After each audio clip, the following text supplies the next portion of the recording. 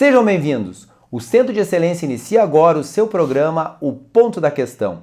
Hoje temos a honra de receber aqui o Procurador da República, Dr. Renato de Rezende Gomes, que é membro do Ministério Público Federal há mais de 12 anos, é mestrando em Direitos Fundamentais e também professor em várias pós-graduações aqui do Centro de Excelência em Direito.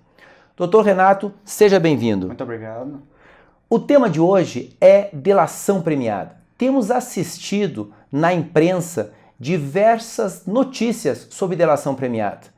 Acusações, investigações, sempre vindo à tona o tema da delação premiada. A pergunta é, o que é uma delação premiada?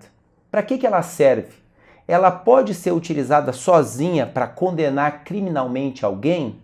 Se o indivíduo envolvido em um crime quer fazer uma delação premiada, como ele deve proceder? Como ele faz esse contato? Com quem ele faz o contato? E quais são os limites do que pode ser oferecido a alguém que é acusado de um crime se essa pessoa colaborar numa delação premiada? Todas essas perguntas serão abordadas hoje nesse programa e serão debatidas a partir de agora. Doutor Renato, com a palavra. O que é delação premiada? Muito obrigado, doutor Narciso. Inicialmente, o Ministério Público Federal agradece essa oportunidade de esclarecer um pouco essa matéria. Doutor Narciso, a colaboração premiada foi um instituto amadurecido democraticamente pelo Congresso Nacional. Iniciou-se somente como um instituto que permitia uma redução de pena ou uma alteração de cumprimento de pena na Lei dos Crimes Hediondos, a 8.072, e atualmente a Lei 10.850, que rege a organização criminosa, ela ampliou bastante a possibilidade de benefícios e vantagens para o colaborador. É uma resposta que o Estado dá àquele que efetivamente quer colaborar com a quebra da cadeia da organização criminosa. Então a delação premiada é o instrumento que nós utilizamos para conseguir entrar nessa rede criminosa e principalmente quebrar o silêncio da organização. Silêncio esse que, se nós não oferecermos benefícios para o criminoso, dificilmente conseguiríamos que algum falasse ou apontasse resultados para a persecução criminal. E o que pode ser oferecido para ele? Até onde pode ser oferecido vantagens? Perfeito. Nós podemos negociar até mesmo o perdão judicial, ou seja, nós podemos negociar com o colaborador que, se a sua participação for muito eficaz, não somente apontando outros comparsas, como, e é o principal desejo nosso, interrompendo a empreitada criminosa ou nos fornecendo dados de vantagens já obtidas para que o Estado possa tomar dos criminosos essas vantagens, tudo isso sopesado pode levar até mesmo a que esse colaborador não responda pela prática dos crimes que cometeu. É claro que tudo dentro de um juízo de proporcionalidade, tudo dentro de um juízo que sopesa a importância da colaboração com os proveitos para a sociedade. Ou seja, compete ao delegado e ao promotor de justiça sopesarem se aquele cidadão está colaborando a ponto da sociedade o perdoar pelo que ele já fez. E é permitida pela Lei 10.850 a colaboração após a sentença condenatória. A possibilidade de levar o cliente já condenado, transitado em julgado, para colaborar com a justiça e receber benefícios no curso da execução criminal, como redução de pena, alteração de regime de cumprimento per saltum, ou seja, se ele está no regime fechado, dependendo de sua colaboração, pode ir para o regime aberto e dependendo até mesmo, doutor Narciso, para substituição por restritivas de direito. Vamos pegar um caso prático. O indivíduo está envolvido numa organização criminosa e quer colaborar com as investigações. Primeiramente, a presença do advogado é essencial. Segundo, a presença do delegado de justiça também se faz obrigatória, tendo em vista que ele é o presidente dos inquéritos policiais.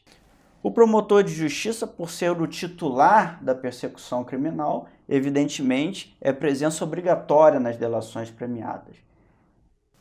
Ao fim, esse acordo, esses benefícios que foram oferecidos e aceitos pelo colaborador com o aval de seu advogado, será levado ao magistrado para que ele proceda também a um juízo de legalidade sobre esse acordo, para ver se esse acordo é eficaz ou não. E aí, entendendo o juiz que todas as garantias constitucionais, tanto do colaborador quanto daqueles que foram indicados pelo colaborador, foram atendidas, o juiz homologará esse acordo. Na hora que o magistrado vai analisar esse pedido de colaboração premiada, e se ele considerar, por exemplo, que as benesses que estão sendo dadas frente ao benefício que ela vai trazer para a investigação são excessivas, poderá ele, neste caso, alterar o termo da colaboração premiada ou ele simplesmente não vai homologar a delação premiada? Como que isso funciona? Perfeito. Então, cabe ao juiz não homologar a delação e devolvê-la para que os órgãos, o Ministério Público e delegado e o advogado de defesa façam um outro termo de colaboração e nesse outro termo tentem aí sim adequá-lo aos defeitos apontados pelo magistrado. Quando nós ouvimos na imprensa, o Supremo Tribunal Federal homologou uma delação premiada. Nessa fase da homologação, não há ainda uma análise pelo Poder Judiciário do mérito, se está demonstrado ou não está demonstrada a ocorrência de um crime. Apenas o magistrado vai dizer, olha, a delação premiada ela ocorreu dentro da forma prevista em lei, há uma proporcionalidade entre aquilo que foi oferecido de benesse e as informações que foram coletadas, então, em razão disso, homologa. Pode o magistrado alterar a delação premiada no que diz respeito às benesses que foram concedidas ao delator? Por exemplo, se chega à conclusão, depois ao final do processo, que não existe materialidade do crime, não está demonstrada autoria, que aquela delação premiada ela foi vazia, que aquelas acusações que o delator fez, elas são desprovidas de qualquer outro elemento que venha a levar qualquer juízo de valor condenatório. Se isso for constatado, pode o magistrado alterar os termos da delação premiada, reduzindo as benesses ou mesmo eliminando essas benesses? É no momento da sentença, após a produção de todas as outras provas necessárias à condenação, que o juiz irá dizer se o que o colaborador disse procede, improcede, se procede, qual foi o nível de importância para a condenação aquilo teve. E ao final do processo, o Poder Judiciário entendendo que o que foi dito não condiz com a realidade, que aquele colaborador tentou enganar os atores da persecução criminal, pode o Poder Judiciário tranquilamente não conceder os benefícios a esse colaborador e, inclusive, muito interessante nesse aspecto, permite que o juiz, discordando em qualquer momento, mesmo após a homologação, discordando da conduta do colaborador, leve ao Ministério Público a possibilidade de oferecer denúncia contra o colaborador.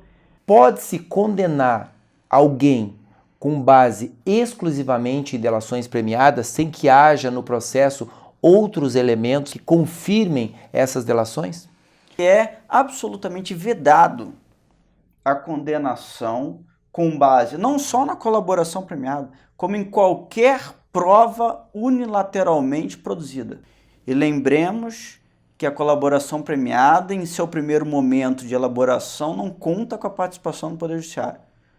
Nenhuma prova produzida sem que o acusado possa se manifestar sobre ela pode ser o suporte único de uma condenação. É comum os delatores serem chamados para serem ouvidos judicialmente como testemunhas ou não? Comum. Há inclusive previsão expressa na Lei 10.850 de que mesmo após a concessão de um perdão judicial, mesmo após o arquivamento da investigação em face do colaborador, é direito do Poder Judiciário, do Ministério Público e principalmente da defesa técnica do réu, chamar os colaboradores a juízo para prestarem esclarecimento. Doutor Renato, muito obrigado pela sua participação no nosso programa O Ponto da Questão. Se você gostou desse vídeo, dê um like aqui embaixo, faça seu comentário, sugira novos temas para os nossos próximos vídeos e não esqueça, inscreva-se em nosso canal e toda semana, quando lançarmos um vídeo novo, você será avisado imediatamente sobre o seu conteúdo. Muito obrigado. Eu que agradeço.